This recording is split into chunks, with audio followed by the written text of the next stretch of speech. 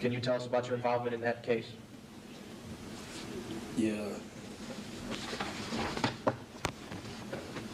Ricky, I fronted Ricky some dope. You know, me and him was cool.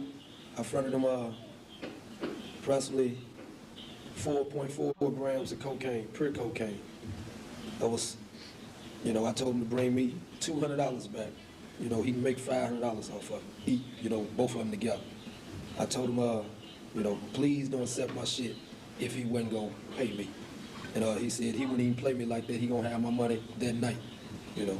So that night, he still didn't have my money. And I told him, you know, I insisted before I gave my shit, I begged, I said, man, please don't accept my shit, you know, because I got to have all my money. He took my shit, then I ain't see him for 3 or 4 days. When I saw him, he told me he still got it, he ain't been doing nothing, he ain't moved it yet, he gonna take care of me. I told him, man, just get my shit back. I said, because you been starting some shit, just get my shit back, you know. At that time, you know, I could afford to lose the shit, it wasn't no trip, but it was the thing that he just beat me for my shit. Well, I told him, have my money that night. I ain't seen him for 2 or 3 days again. I saw him again, I asked him for my money. He said he gonna take care of me that night. You know, he met with me, then he still didn't have.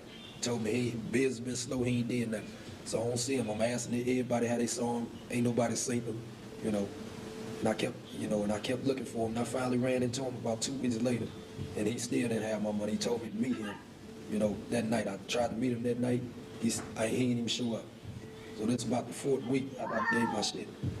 I was riding around, you know, looking for some more motherfuckers that beat me for some money, you know. And he didn't, you know, they wasn't at home, so I couldn't kill them. You know, one of them owed me $8, the other one owed me 10. You know, but they wasn't at home, so I ain't killed them. But being that I was in the killing mood, I decided to look for Ricky, you know.